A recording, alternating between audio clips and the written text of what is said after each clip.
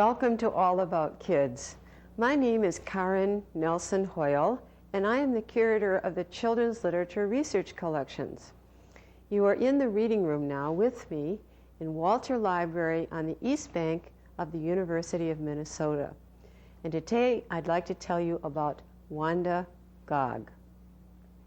Wanda Gag's materials have come to the Kerlan Collection at the university, and we have her books, some translated into other languages so that children can read them all over the world.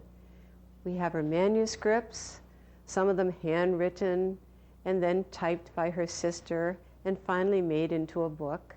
And we have her wonderful art for her children's books. In the Kerlan Collection, we have many more authors and illustrators besides Wanda Gag. We have about 1 million individual drawings and pieces of art done by many people creating work for children. There are some 65,000 children's books in this collection, but more importantly, there are the manuscripts and illustrations for 8,500 titles. Only a few of these were written by Wanda Gag. Let's take a look at them. Wanda Gag as a child was a great scrapbook keeper. When she got a study or a sketch published in the newspaper, she would cut it out and put it in her scrapbook. And it was many years before she worked on Millions of Cats. But when that book was published and there were reviews in the newspaper, she also cut out those reviews. Here's the very old man with the 2 cats and the very old woman with her cat. And book reviews were written in newspapers, and most of the critics said it was an absolutely wonderful book. One critic said, "This book is going to be a classic." So here are all her ideas for her books. After Wanda Gag finished Millions of Cats, she wrote and illustrated a book called The Funny Thing. She created something she called an aminal, A-M-I-N-A-L, something like a giraffe and something like a dog. And this aminal was very mean. He ate dolls, even good little girls' dolls. And so the very old man of the mountain created something that he called Jum-Jills. It was sheer imagination. And Wanda Gag's second book got lots of attention too. But it was never quite as good as Millions of Cats. And for this book too, she wrote in her notebooks, and then she wrote scribbly, scratchy handwriting. In fact, I'm going to show you her ideas for The Funny Thing. You think you could have read her writing? Well, her editor could not read this writing. And so then she would give her draft to her sister, Dale, who could read her writing. And so we have a very nice, neat, typed copy that was sent to the editor, who also encouraged her and said, "Let's publish this book." And it was published as The Funny Thing. And here we have box after box, very special kinds of boxes, acid-free boxes with acid-free folders, in which Wanda Gag has her materials now so that people can come and visit the collection here. One of Wanda Gag's great loves was the Brothers Grimm tales. And she, again, created first the manuscript she translated the manuscript. And then she wrote it down and got it typed and sent it to her editor. And we're going to show you some of the artwork. Here is a card that she made for her friend Robert. He lived in New Ulm as well. And she made a little tiny card for him and gave it to him for a holiday. She made lots of little illustrations. This one is entitled March. Looks like the girls are being blown by wind. And Back Porch Studio.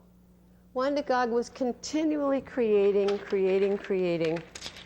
not only children's books, but works which became prints and are in some of the finest museums in the country today. An author by the name of Otter Winen decided that Wanda Gag was so important that she was going to make a book about all the prints that Wanda Gag made. And so she identified each of the prints and described it and told the audience who looks at the book something about the contents of the illustration of the print and where it is kept today, in which museum it's located. The Minnesota History has published her growing pains in paperback edition and placed a new edition on, a new illustration on the cover about Wanda Gag. And I wrote a book published by Twain Publishing Company about Wanda Gag's children's books. In this illustration from Millions of Cats, Wanda Gag created the drawing done with India ink of the old man carrying a few cats and being followed by hundreds of cats, thousands of cats, millions and billions and trillions of cats. And her brother Howard did the hand lettering. And notice how nice and neat that's done. He actually hand lettered the whole book at her direction. Wanda Gag first worked out her ideas in what we call a dummy. This is not any bigger than my palm, and you'll notice in pencil Millions of Cats by Wanda Gag, and she's decided with a little scribble that she's going to put perhaps a cat in the center of that. And she's working on the design. She's made a number 1, 2, and 3. This will be the progression of the old man climbing down the hills and trudging through the cool valleys. And notice that she has a double-page spread concept, because on the left side is 1, 2, 3, 4, and now she has 5, and she's continuing the line. And she's trying to balance so that there would be an illustration on the left, and she's saying cats here, cats there, cats and kittens everywhere, hundreds of cats, thousands of cats, millions and billions and trillions of cats. Very hard to read, because this is her dummy. It's her study of what the book will look like. She's dealing with double-page spread, and so she's trying to think of the whole area as one design. Here she's going to continue the curve across the pages. In this page, she's thinking, well, maybe she'll put some words here and outline it with a kind of frame. These are pages 15 and 16. And then you can guess that here is a double-page spread with the pond. And she has some ideas for the writing for each of these. And the very last idea, she knows that on the back of the book there will be some kind of little emblem. So now we'll compare that with the published version of Millions of Cats, the cover. These are called end papers. This is a special limited edition, the title page. And here is the first page of text. And yes, indeed, she's working with the curve. The concept is double-page spread with both pages being designed together. And sure enough, on the very last page is a little emblem with a cat. And the back of the cover is plain. So she went from her idea in her dummy, this being the dummy, to her illustration, to having her brother Howard do the lettering for the book, and then the book finally being published after she's worked out the text, the illustrations. And we know from the exhibit at the Weissman Art Museum that there were a number of translations to other languages as well. Finally, Wanda Gag was interested in translating from the German. She spoke German in New Ulm, as did her family and a number of her friends. And she remembered hearing these wonderful stories from the Brothers Grimm as a child. And she decided that she really wanted to translate them freely and accurately and illustrate them. And so in 1936, she wrote a wonderful compilation of stories from the Brothers Grimm. She wrote an introduction and signed her name as she always signed her name, Wanda Gag. She wanted to be sure that people pronounced it accurately.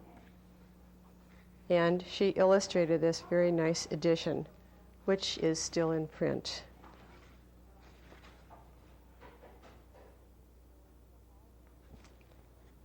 Then I think we should go into the hallway of the Kerlan Collection and look at some of the materials we have on exhibit there.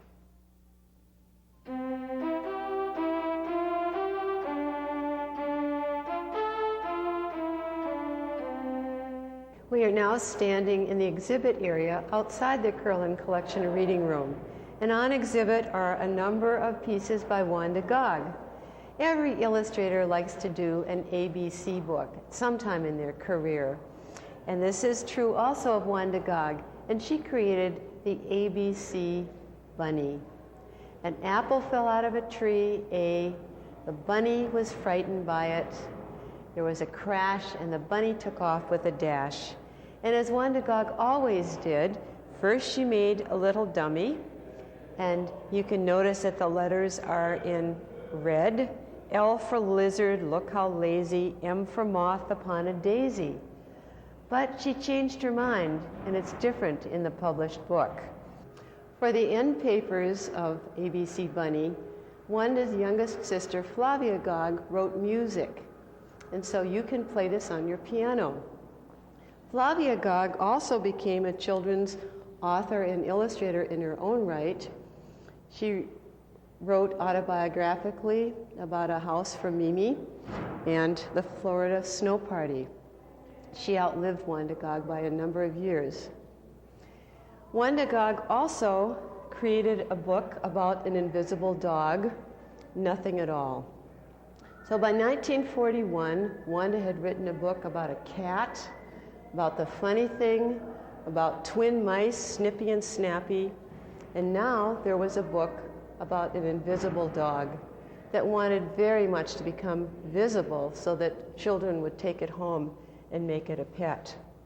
In 1938, Millions of Cats was 10 years old, and the publishing company asked Wanda to design a birthday strip, which they would print and cut and wrap around the book as a 10th anniversary celebration. After Wanda Gag became interested in the Tales of Grimm and published that book in 1936, she continued to do Snow White and the Seven Dwarfs, and it was published the same year that Walt Disney came out with his movie version.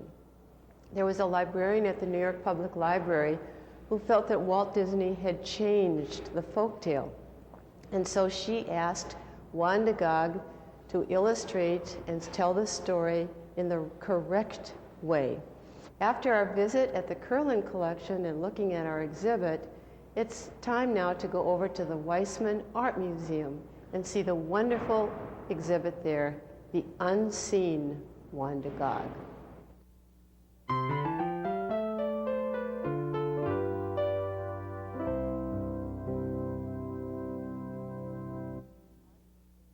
We are here in the Weissman Art Museum at the University of Minnesota campus looking at the Unseen Wanda Gag exhibition, which is being held here through the latter part of January in 1998. Wanda Gag was a real ambassador from Minnesota. In fact, she was an ambassador whose books went all around the world. She was born in 1893 in New Ulm, Minnesota. In 1893, there were trains, but there were no cars in New Ulm, Minnesota. The boys and girls walked from place to place. So Wanda walked to school, and she walked to the drugstore where she took her art projects.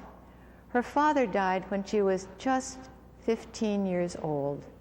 And in order to help with the family income, Wanda began to draw pictures and sell them at Edgar's drugstore. She sold birthday books to her teachers, she sold bookmarks, and she submitted ideas and pictures and stories to the Minneapolis Junior Journal, a newspaper supplement written by and for children. When she became a teenager, she went to art school in the Twin Cities, first in St. Paul and then in Minneapolis. And it was in art school that she decided that she wanted to become an illustrator. She went on to New York City, where she got more training. And a few years later, she found herself in Connecticut in the summertime, taking care of a little boy and a little girl.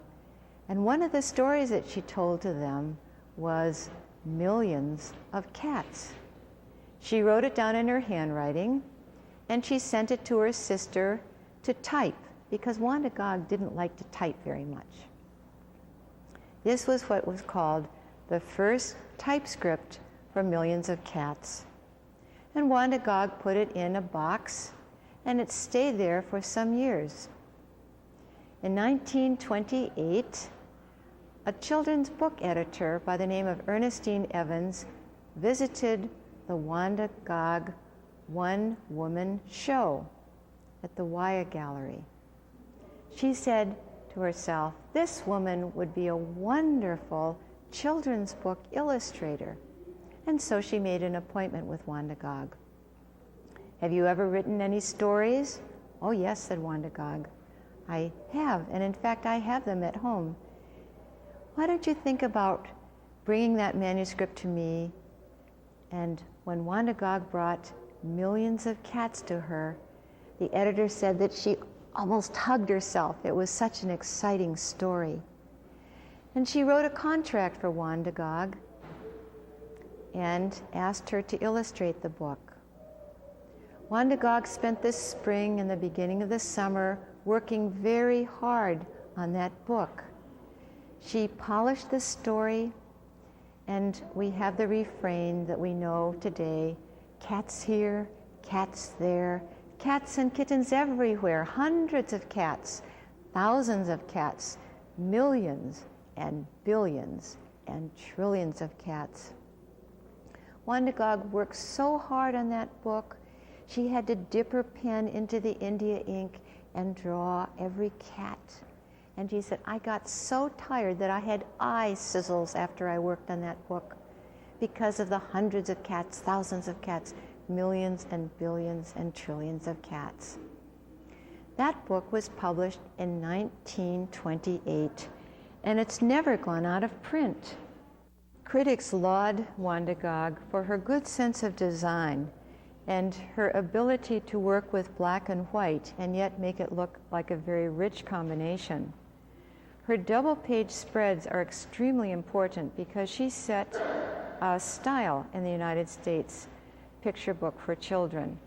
The French version has an additional use of navy blue in the border, which is not characteristic in the American copy of Wanda Gag, and the Japanese edition is very similar to the American edition. Her autobiography, Growing Pains, was first written in her diaries in a contemporary way. And in the late 30s, Wanda decided that her diaries might be of interest to adolescent children who would be interested in how an artist thinks and writes. And so she hired her sister Flavia to type out the diaries. And Wanda then started editing them, deciding which would be appropriate and interesting for a legacy. That book was published in 1940 as Growing Pains. In her diaries, Wanda wrote about her family members and her teachers in school and her ideas and dreams for becoming an artist. She was so determined that even though her father had died, she and her 6 siblings would each graduate from high school and go on with a career. She was not very well known for her handwriting. Her teachers complained about her handwriting, and it seemed to get worse and worse with each diary. She kept her diaries going until the very end of her life.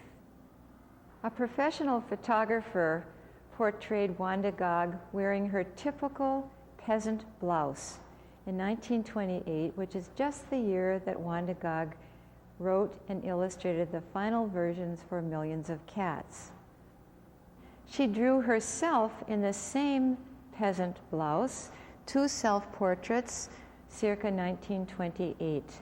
She remembered the years that she had lived in New Ulm and Goosetown, where the Bohemians lived, and wore their lederhosen and German and Austrian and Czechoslovakian typed dress. In the 1920s, Wanda joined a business company, the Happy Work Company, and she hoped that she could make enough money from this venture to go to Europe and join her friend Adolf Dane. One of her ideas was to do boxes and have a story in the sequence of boxes. And this example is 4 little happy workers lived on a farm. They carried the wood, and around the side of the box there were 4 children. The little girl was carrying the wood in her apron, the little boy in a wheelbarrow. So she made these in a flat arrangement that the children could then fold and make into a box. Unfortunately, the business failed, and with it, Wanda Gag's investment, so she never got to travel to Europe. Only her books did. Hi, I'm Colleen Sheehy. I'm Director of Education at the Weisman Art Museum that's at the University of Minnesota. And I'm also curator of this exhibition, The Unseen Wanda Gag. Kerlan Hoyle was talking a little bit earlier about the children's literature that Wanda Gag wrote and illustrated that is in the Kerlan Collection. And I'd like to pick up a little bit from what she said.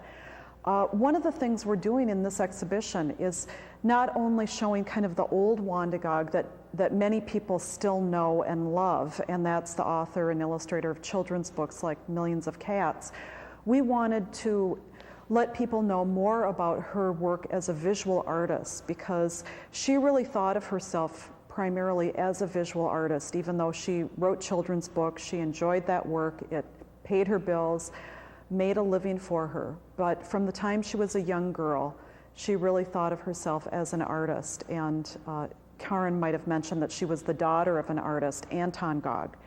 So in The Unseen Wanda Gag, what we're doing is showing a new side of her. And some of the interesting things that we have on view are works from private collections. These are works that usually are not available for public display. And we also have about 24 works of art from the Philadelphia Museum of Art, and also her diaries from the University of Pennsylvania. What we're looking at here on the wall are 2 oil paintings that Gag did. One is called Sunflowers, we don't really know the date, and the other one is Trumpet Flowers in a Vase. They're really quite exquisite works of art. Here we're looking at 2 pieces that are really quite unique by Wanda Gag. She, of any artist that I've ever heard of, I've never heard another artist using this technique. She often would either paint with watercolor or with pen and ink, draw with pen and ink on sandpaper. And both of these are done on sandpaper.